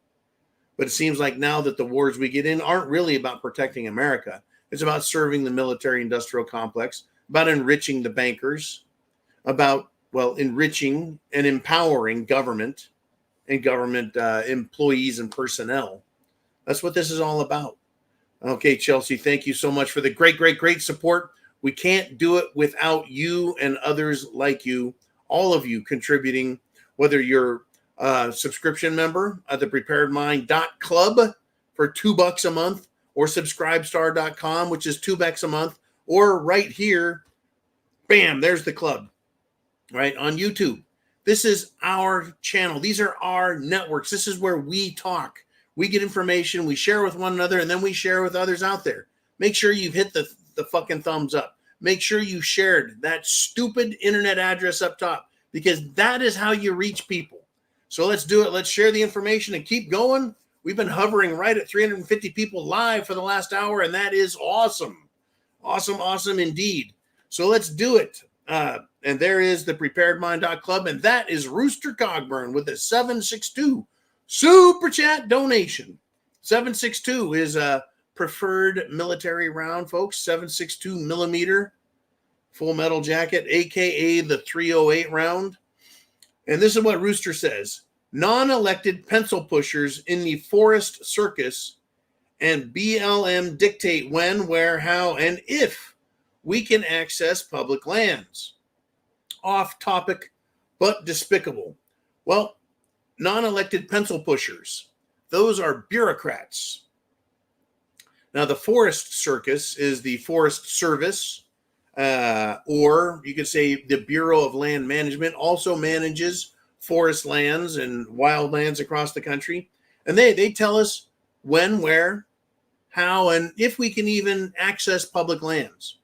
Now, when I was a younger man, we used to take our four-wheel drives and go up into the Sierra Nevadas, go camping, just take an old trail, and they're listed on all the maps, the trails.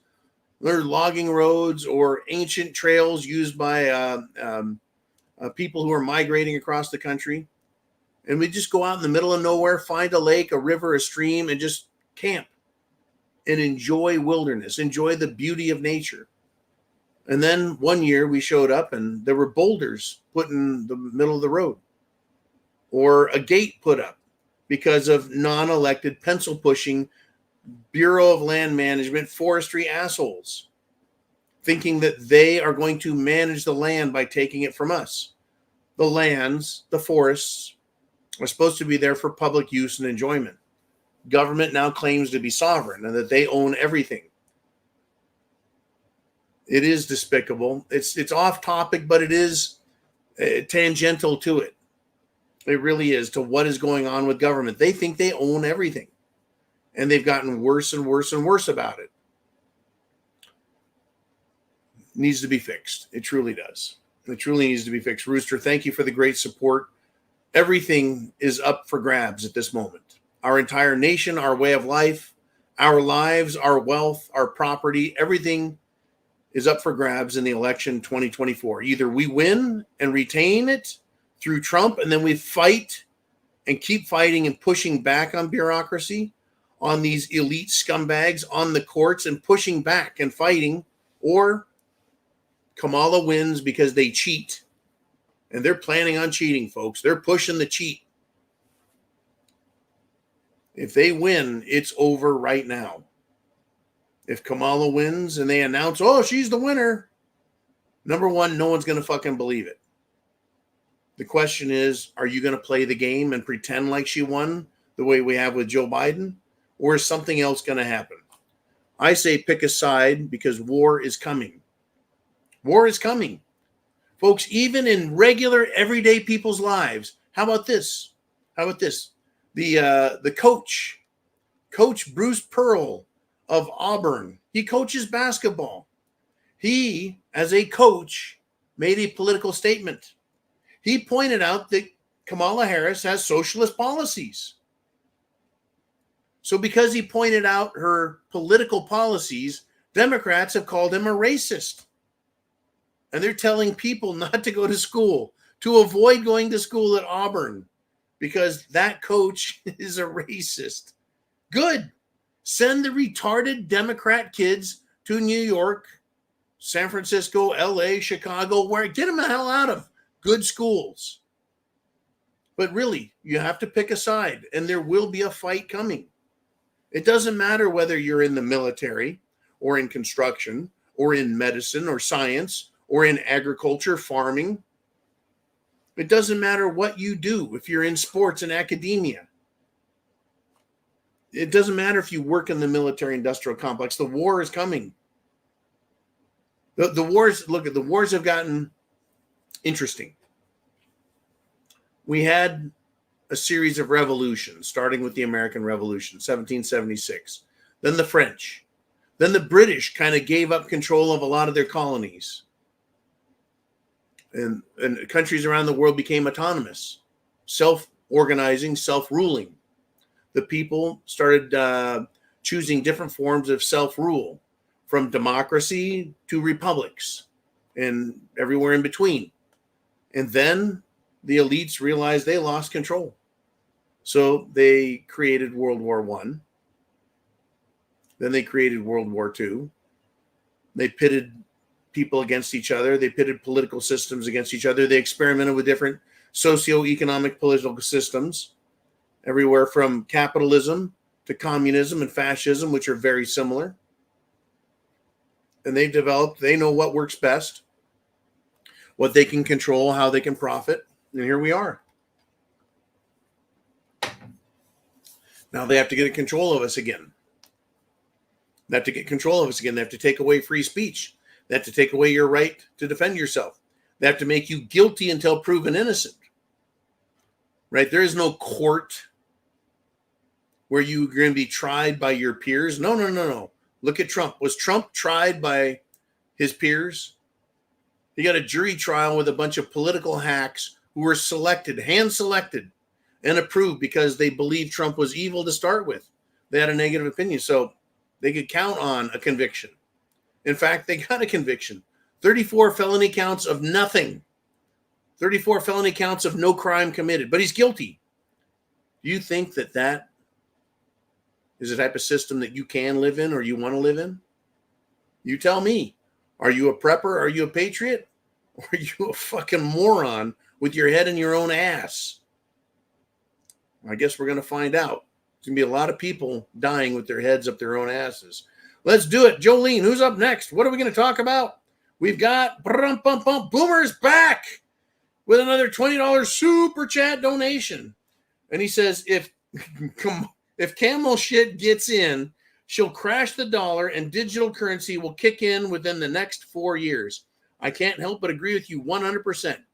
When he's talking about digital currency, he's talking about the CBDC, the central bank digital currency.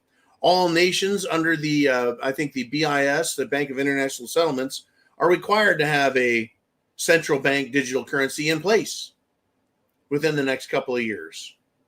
They want that. They want a digital currency attached to a digital account that they can either fund or defund, that they can either allow you to use or freeze. They want to control everything. And if they can control your money, your spending, you know what the book says about not being able to buy or sell unless you have the mark, right? What's that mark, folks? The mark that allows you to buy or sell, whatever it is. Giving someone else the authority over your ability to live, right? The control of currency, the ability to buy and sell. You can starve someone to death. You can ostracize them socially, legally, politically, economically, and in all ways control people's behavior by controlling their ability to live a decent and good life. Crazy. Now, to continue with Boomer's statements, the globalists, that would be the World Economic Forum, the Bilderbergs, the Illuminati types, the elites. The globalists can then enforce all of their climate mandates, meaning hell on earth. Have you looked and seen the maps of the rising water levels that they've been threatening us with for the last 80 years? Oh, yeah. Global warming goes way back. It was really popularized and then carried by the mainstream media when Al Gore did his bullshit. That's when they decided they were going to use it politically rather than as a social scare tactic. They decided to make it a political tactic and tax energy and tax the climate and then tell you you're creating a bad climate and you have to pay a tax to fix it. Well, the sea levels haven't risen one fucking inch. You can go back as far as they have photographic evidence of many monuments, including the Statue of Liberty, Plymouth Rock, noted, popular, famous coastlines have for hundreds of years not changed and budged a fucking inch. I actually met a fucking idiot here in Florida who told me about all the rising seawater. I'm like, dude, what are you fucking talking about? Anyways, they're fucking morons. The hell on earth, Boomer, not only would be the climate mandates, but the people who believe the climate mandates, they're the same ones who wear a mask while they drive around in their car alone. I saw someone wearing a mask driving around on a scooter. Has anyone ever used and worn a mask? They don't work. They just don't fucking work. Painters, I watch, not respirators, a mask. Watch painters, they take their mask off, and there's paint that goes around the top of their nose, the sides of the nose, and into their fucking nostrils. Because the paint clogs the filter, so they breathe through holes on the sides of their mask and get the paint in them. They're fucking morons. Masks don't work. Respirators do. And I recommend if you're going to have a respirator, get one that is NBC rated, nuclear, biological, chemical. The hell on earth is going to come from government, just as Boomer points out. The globalists can enforce their rules through a central bank digital currency, and their claim that you're destroying the climate and therefore it's an emergency, even though the polar bear population is much bigger than it used to be. That's right, folks. Polar bears are very, very, shall we say, let me use the word, I don't know what word to use. They're not going out of, they're not going to be extinct. They have bounced back. Apparently, unlike pandas, they like to have sex and make more polar bears. Right? They're very sturdy animals. Why they were disappearing, I have no idea. But I don't know. The last 50, 60 years, they've made quite a comeback. It's not because they were drowning, that's for sure. Not because the ice melted. In fact, there's more ice building up in the Antarctic than melting. Whoops. Big whoops. They claim that if the ice shelf breaks in the Antarctic, that sea levels will rise. Okay. Really? Crazy stuff. I doubt it. I think they're full of shit. I think the world is very well balanced. Let us continue, though. Boomer, thank you very much again for your great support every time we're here. In fact, oh shit, we're up over 360 people live. The count is going up as the show continues. We're past the 90-minute mark. We're going to go all the way to the 2-hour mark and even past, as long as there's super chat donations and things to talk about. And that's the button right up there. As long as you got stuff to talk about, it is your show, and I'll sit right in this chair and talk to you. Jolene, who is up next? What do we want to discuss? What is up? And holy cow, it is Monty's Mayhem with a $50 super chat donation. And I'll be honest with you, folks, I don't know who Monty's Mayhem is. Never heard from him or her or them in the past. But I will thank you for the delicious scotch. It is a single malt 15-year Glenlivet that has been aged in a French oak reserve barrel. And now we're going to discuss what Monty's Mayhem has in mind. But first, the shot. Semper Fi to you. God bless America. God bless the world. Freedom, liberty, and being free, period.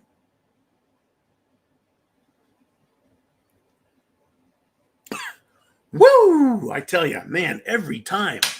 Now, he wants to talk about the Deagle report. Here we go. The Deagle report states a U.S. population decline to 88 million by 2025. Other NATO nations also have a drastic decline in population. Could this be a purge? Grid down or civil war? People need to be prepared to be on their own. I tell you what, Monty's Mayhem, I read the Deagle report back in the 2010s. I think starting about 2014, I became aware of it. 2014, 2015, it came to my attention, the Deagle report. The Deagle report doesn't tell us how. It doesn't really explain why. It just says this is what they're expecting. It's been a while since I've consulted it. But yes, they want the population down in America, essentially 3/4 dead, done, out by 2025. Now, interesting. The Georgia Guidestones wanted world population down to no more at any one time than 500 million people total. Now, while that doesn't have anything to do with the Deagle report, other than the strange desire to have populations reduced, it does let us know what the attitude of those in authority and power have. Now, number one, they claim that the world can't support a huge population. There's not enough natural resources for everybody. There's not enough food. There's not enough cars, transportation. There's not enough for everybody. So how do they decide who lives and who dies? Why would they bring illegal immigrants into Europe and America and Canada and try pushing them on nations? Is that part of this purge, right? If you combine this dramatic, and I think that's really being gentle, Mr. Monty's Mayhem, bringing these dramatic numbers of anti-life, anti-freedom radicals, whether they're gangs or jihadists. And you can combine that with a grid down. You can combine that with a true pandemic. We can have all of those things at once. Now, grid down meaning powers down. How about cyber attack to freeze, cripple the banking system, which would stutter and stop energy transportation, food transportation, water production and supply. The whole world could be brought to its knees if they decide to shut it all down. Now, what is shutting it all down, Monty's Mayhem? It's a topic I've discussed for years. It's called scorched earth. People who are in power will do anything to maintain it. They will not give it up. I will give you a great example. For example, Joseph Stalin. communist dictator of the Soviet Union, when he came to power, he was so paranoid, so afraid of losing his power, that he had half of his officer corps murdered. Literally, he murdered his own officers in the military because he didn't trust them. It almost cost him World War II. They would have lost if it had not been for, that's right, Russian winter in the Battle of Stalingrad. Now, they'll kill everyone and everything to maintain their power, like Stalin did. How about Chairman Mao? Murdered anywhere, estimates range from 40 to 60 million of their own people. 40 to 60 million Chinese died, were killed, so Chairman Mao could maintain his power. They didn't care how many of their own people get. In fact, Stalin killed 30 to 40 of his own, 30 to 40 million of his own people, including Ukrainians and Lithuanians and Estonians, Russians, Georgians, Kazakhs, Jews, Gypsies, anyone. They killed everyone they could. Why? Well, because there's just not enough food to go around. We need to kill all the bad people we don't like and then rebuild the way we want. It's always that, right? Order out of chaos. Create chaos, death, destruction, murder, mayhem, pestilence, disease, famine. And then, after it's all settled, the governments then go, okay, we can deal with this now. Yes, the Deagle report is a scary thing because of the possibility that it could be made to happen. And so, yes, being prepared to be on your own, food, water, shelter, clothing, medicine, means of self-defense. Get prepared, folks. Thank you very much, Monty's Mayhem. I'm glad you stepped up and joined us. Let us know you're out there and you've supported the show. Thank you very, very, very much. And let's continue. Holy crap. It's Dan Erickson back, not with a $50 super chat, but a $100 super chat donation. Holy cow, Dan. Well, okay. Here we go, man. I'm going to start with this one. I'm starting to get a little bit loop-de-loop. So, Dan, you have been a great supporter of the channel. Many of you have been great supporters. Many of you have been here for years. Some of you from the very beginning. Semper Fi, brother. Semper Fi.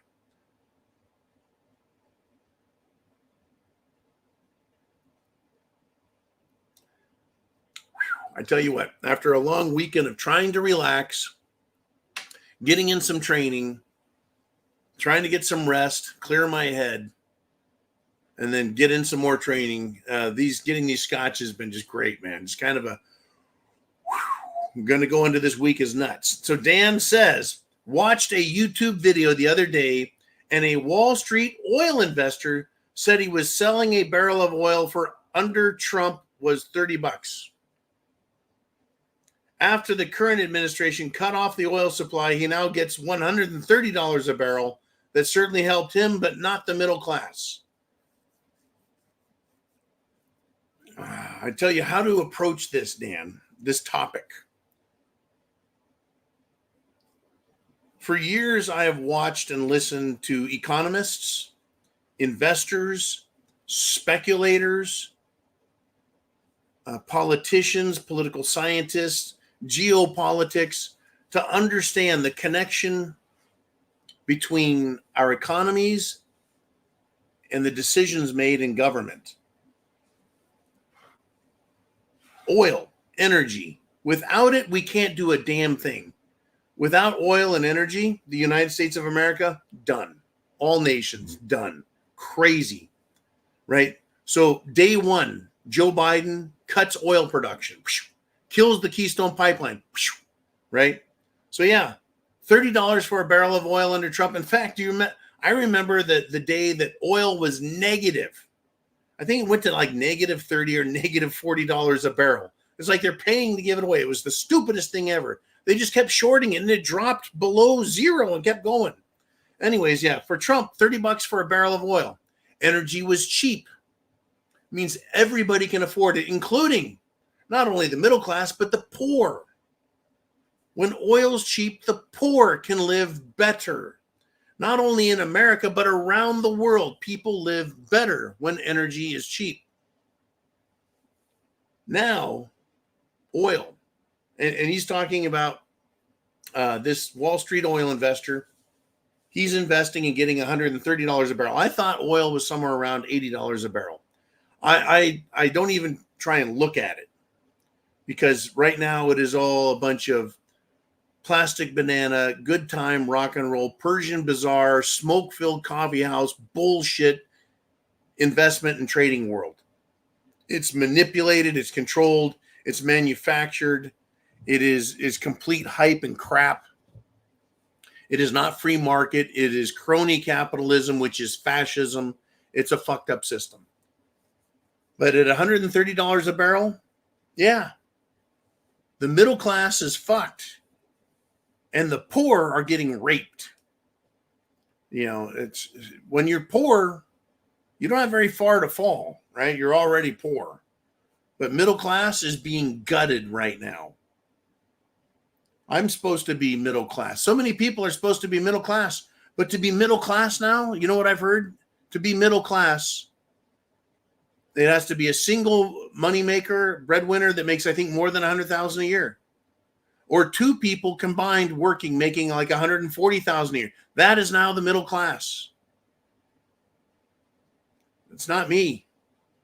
That's not me. I guess I'm going to continue to be working poor my whole life, just because this is how it works. But yeah, it's funny. The investors, let's see, they're out there. They're absolutely out there. Investors, and they're making political comments. Tell you what, Dan, if you know who Bill Ackman is, he is a billionaire, manages a hedge fund, and he is criticizing what is going on politically, specifically in Brazil, because they have decided they're going to block Twitter X, and they're going to punish their own people and fine them thousands of dollars if any of them access it. And if anyone's caught using a VPN, a virtual private network, which I think is great. I don't know how they're going to catch them, but if they can catch those people, they'll find them. And of course, they want to arrest Elon Musk. But essentially, Bill Ackman, who is a mega Wall Street investor, he has said that Brazil is now uninvestable. In other words, it's not worth investing in Brazil anymore. It's funny, folks. This is how the First Amendment keeps showing itself as critical for investing. First Amendment is critical for safety. It's critical for honesty in government. It's critical for social and national morality and decency, as well as humor and satire. Without the First Amendment, government lies will control and destroy everything. So much so, and manipulate information so much so. And the government lying about, well, unemployment. Didn't they just get caught again lying about it? The biggest lie they've told in 15 years about the unemployment numbers, that's correct. The fucking government under Kamala Harris lied again tremendously about the unemployment numbers. How can someone like Bill Ackman or someone like Dan make an investment decision anywhere based on lies from the government? And then if you try arguing with them, they'll shit on you, right? If you try arguing like in Brazil, if you go on Twitter to try and point out something the government's doing, they want that blocked. No free speech, so no one can criticize them. So you can't honestly or safely invest in Brazil. It is uninvestable. How, Mr. Ackman, are you going to invest in America if free speech is silenced here, right? How are you going to invest if the policy is destroy the country, destroy the energy infrastructure, destroy cheap energy altogether, drive everyone into the poorhouse? People can't afford to buy anything. They won't buy anything. If all they can afford is food, those are the only industries that'll grow. And even then, what do they want to do on the food side?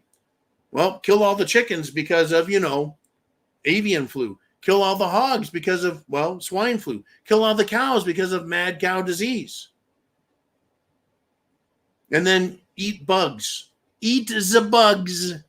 Once again, I saw an article the other day, Dan, don't do it, don't buy it, trying to say that insects have 3 times the protein that beef does. How is that even possible? A big chunk of steak, right? Cow muscle, steak, meat is just protein. But we're supposed to believe that a bug is 3 times more packed with protein? $130 barrel of oil? Dan, how about $260 a barrel oil? There are predictions now I'm hearing from some economists that that's what's going to happen to the cost of oil. If we end up with the Middle East lighting up, Israel going to war with Iran and either nuking them or bombing them, just completely decimating oil production in the Middle East so it can't get up the Suez Canal or around Africa. And what are we doing in America? We've had Biden shut down the oil industry, shut down the gas industry, shut it all down, shut down the pipeline from Canada, shut down Alaska oil production as much as they can, trying to strangle us. Well, it's raised prices for the investors who are brave enough to stick their nose into the oil industry, which can change in a moment's notice. You would think with all this talk of war in the Middle East, oil would already be at $200 a barrel. But it's not. It's just kind of floating where it's floating. It's like, has anyone paid any attention to this? Nope, they don't know. That's right. It's crazy. It is a crazy freaking world, folks. Crazy. Unbelievably crazy. Anyways, Dan, thank you so much again for the great support.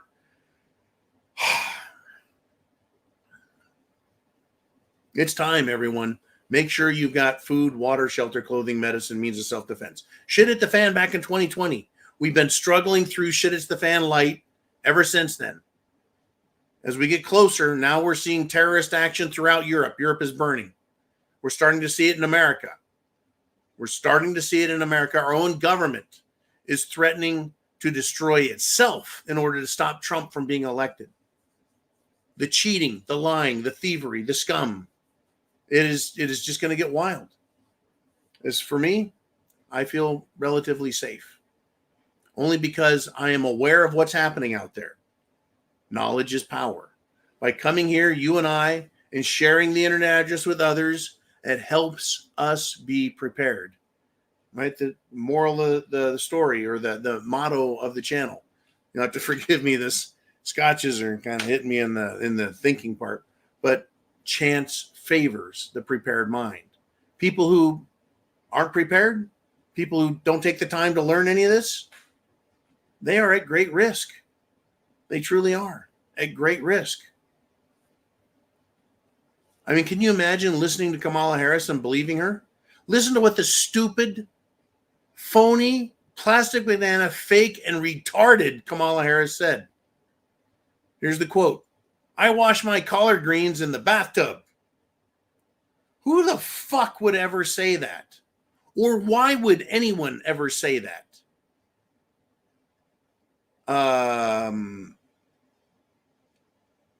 Right? Is Kamala Harris trying to make herself sound relatable somehow to someone? What demographic is she talking to? As if Kamala Harris, with all her money, would ever use her bathtub to wash her vegetables in. Right? What a dumb whore. But that's what these people are all about, is trying to fool us. I mean, she has now had 4 different accents in addition to her own retarded speech patterns. She just used a new one in Detroit. Doesn't sound anything like Kamala Harris. Trying to sound, I don't know, like a northern ghetto person. It's asinine. She's tried Southern. She's tried she's tried New England. She is truly retarded, folks. Truly retarded. And she's for sale. She is for sale. She is a whore. She is for sale. But if you didn't listen to me other social media, other YouTube, if you didn't listen to friends who think like you, research like you, and ask questions, you might believe that Kamala Harris actually goes out and picks her own collard greens by the bushel and washes them in her bathtub. Right? It's unfucking believable, I tell you. All right, folks, we got less than 5 minutes, but we got more questions, more thoughts, more ideas. It is Monday Night Live. It is the zoo, and we've had an awesome turnout. Let's do it. Jolene, who's next? What are we going to talk about? It is Broke Stacker with a $4.99 super chat donation. He says, I may be broke, Inigo Montoya, but I'm not $41 trillion in debt and no medals to back it up broke. He's saying a lot there, folks. Now, if he's a stacker and he's broke, he's talking about dollars. He's talking about being broke in currency, fiat, Federal Reserve notes. If he's a stacker, he probably has some silver and gold. And my friend, you're not broke then. But because he talked about metals here. When he says metals, he's talking about the coming gold standard, or shall we say resource standard. 41 trillion in debt. I believe the United States is at least that. And when you count unfunded liabilities like Social Security, Medicare, veterans benefits, retirement, government programs, we are over 100 trillion in debt. It every time you look around and add the debt, it's crazy. And then you look at the investment side, all the derivative bets that are outstanding. There are trillions of dollars in derivatives that are bets on fresh air. That is a bet on fresh air. That is a bet on fresh air. Now, the Brics nations, Brazil, Russia, India, China, South Africa, as well as a dozen other and many others that are applying, these Brics nation or a Brics coalition. It's an international coalition of nations that are like, we're tired of the US dollar. We're tired of US hegemony. That is to say, the United States government telling everyone else what to do and forcing them to play along. Right? Like the United States government today or Saturday decided that they would go to the Dominican Republic and steal the president of Venezuela's airplane, his jet, and flew it back to the United States of America because they violated, Venezuela did, sanctions. Right? So you have the United States government, which is a wholeheartedly over-the-top, corrupt sack of shit government in Washington, D.C. Washington, D.C., not the whole of America, but Washington, D.C., corrupt shithole, is going to tell Venezuela and the communist dictator there that he is a corrupt piece of shit because his elections, the elections weren't well contested. The elections didn't have a lot of candidates. They didn't say free and fair elections. They didn't say that. They just wanted the elections to look impressive, in other words. They didn't want fair elections, but because Venezuela didn't have what Washington, D.C. calls, let's just say, a good-looking election, right? They decided to punish them. Anyways, here we are, right? So these other countries are like, you know what? If they can steal planes, if they can steal Russia's half $1 trillion in American investments, that number is arguable, but let's just say $500 billion, $500 billion in investments. They froze those Russian assets. The rest of the world's like, we don't want any American assets that can be froze. We're done. So they're forming Brics, which is going to use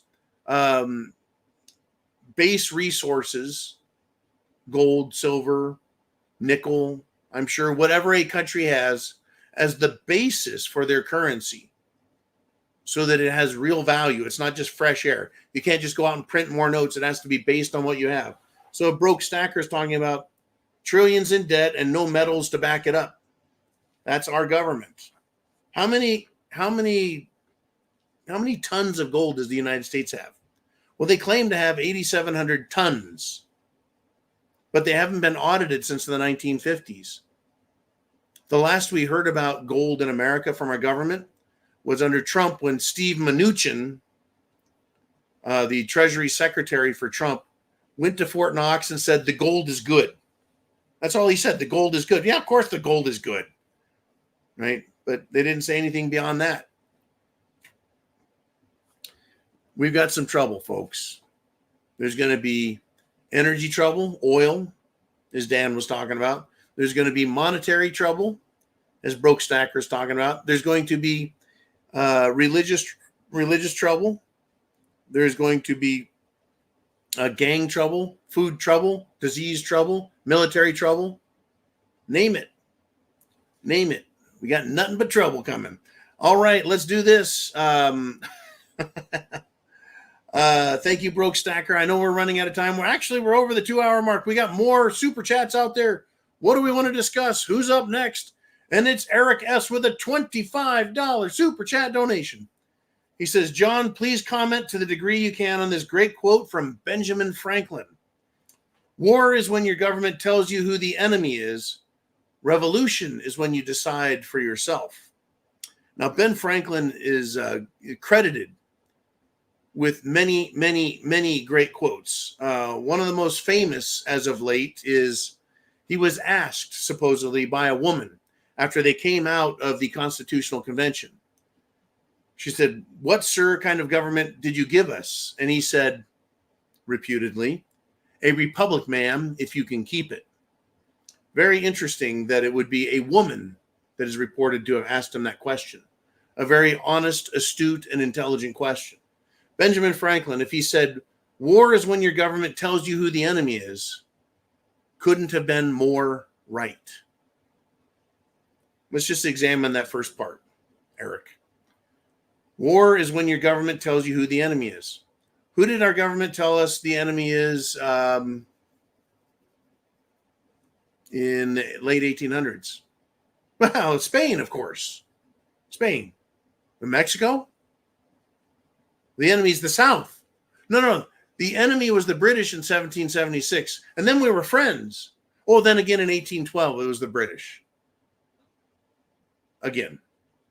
Well, during the Civil War, the enemy was the South. But it was also England and France. Did you know that?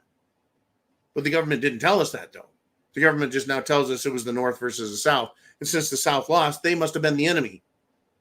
But France and England were supplying both sides, both the North and the South, with, materials, supplies. Because whoever won the war, they wanted to make sure they were in the good graces with the North or the South or both, if they ended up splitting and staying that way. The government always tells us who the enemy is. Revolution is when you decide for yourself. It is revolutionary for me to sit here, or for you to sit there and say, the enemy, I know who the enemy is. The enemy is the foreign invaders that have come up through Mexico, that are being flown in to our cities and bust around the country. That's who the enemy is. The government doesn't want you to say that. That's why they're trying to silence you, take away your First Amendment. The government doesn't want you to know about it. That's why mainstream media won't fucking touch it, but we do here. The government is the one who is telling you who the enemy is. Who is the enemy? The government says it's right-wing patriots, right? They're the enemy. They're terrorists. Parents are domestic terrorists. Veterans under the Obama administration and others have said, veterans are dangerous. They're a threat to this country. Tea Party, bunch of old people created the Tea Party, basically a grassroots, older American understanding of the Constitution and the rules, developed a Tea Party, their own social movement under the Obama administration to challenge government and question government and taxes and the way government was going. And we were told they're the enemy. But I just identified all of us, right? Patriots, veterans, parents, old people, people who know the Constitution. Well, I guess if we decide for ourselves that We're told that we're the enemy by the government because the government tells us who the enemy is, but it's war when they do it. But it's revolution for us to declare our independence of government and say, no, that's not how it works, right? You work for us, right? That whole thing, I mean, how does it start? We the people, in order to form a more perfect union. Something like that. Is that a preamble? Is that how that goes? Preamble? I tell you, folks, there's not much to the Constitution. Just a very few number of pages. It's not a giant book. It is not a huge book. It's just a few pages. Right? It just is. It's worth reading because these are the rules that we should be living by. I'll tell you, Eric, revolution is when you decide for yourself because it is eye-opening. It is. It'll lift your spirits to learn, to think for yourself, to make decisions for yourself, and then ultimately deciding and acting for yourself on who you're at war with, who the enemy is, and what the revolution is being fought for. The communists, they want to fight for communism, and they have a communist revolution. We're supposed to have a republic, so we shouldn't have to revolt to get it. So if we want our republic and we have to have a revolution, that means that the government is not operating as a republic, but rather as something else, an anti-republic. And so for us to think and decide for ourselves, that is a revolutionary idea, is it not? To tell the government once again, and this little book right here also contains the Declaration of Independence, which I read every July 4th, and which I have read from time to time to describe the crimes committed against the people by their own government, the King of England in 1776. And those same exact crimes are being committed against us now by our own government. It is revolutionary to decide to throw off that government and create for ourselves a new government to safeguard our liberties and our rights, our property, and our fortunes, to preserve our families, our customs and traditions. The United States government wants to destroy that. And if you doubt me, show me where in history where a free republic, a free nation, sacrificed their children's genitals on the altar of homosexuality. It doesn't exist. That's an attack on culture, tradition, and our laws. And it is prima facie evidence that the government, which is allowing it and even mandating it be accepted and allowed to exist and to persist in our lives, that government is not for the people, by the people, and of the people. It is something else entirely. Thank you, Eric S., for that and allowing me to pontificate, if you will, to explain that. I don't know. Pretty good stuff. Jolene, are we all done? We got one more super chat donation, and it's Truth Faction steps up with a $2 super chat, and he says, communism sucks. And I'll tell you what, let's end on that. I couldn't agree more. What a great show tonight. A great show tonight. Semper Fi, always faithful, get prepared. Folks, we know who the enemy is. We have seen them. They're not a foreign enemy that we have to worry about. Now we have to worry about the enemy within. Domestic enemies on our own soil. Operating as gangs. Operating as vagrants. Operating as the government itself. That's right, the government itself. And the government has propaganda out there trying to convince you that you are the problem. I'm going to end the show with that. What the media is doing, they are the lapdogs of the government, doing as they're told, reporting as they're told, and what they think of you and me. You and me. Folks, I'll see you tomorrow, 0 Dark 30. Until then, enjoy this and have a good night. There are public figures today, yesterday, and the day before predicting and all but calling for mass violence and rioting in the streets. Obviously, Republicans, I think, are the biggest threat to democracy. We don't separate right-wing extremists and Republican Party anymore. Republicans, I think, are the biggest threat to democracy. We don't separate right-wing extremists and Republican Party anymore. Republicans are the biggest threat to democracy. This means war. That is where we are. We are at war with these people. These folks are evil. And all but calling for mass violence and rioting in the streets. This means war. You wanted to think you need to have weapons to take on the government. You need F-15s and maybe some nuclear weapons. We are at war with these people.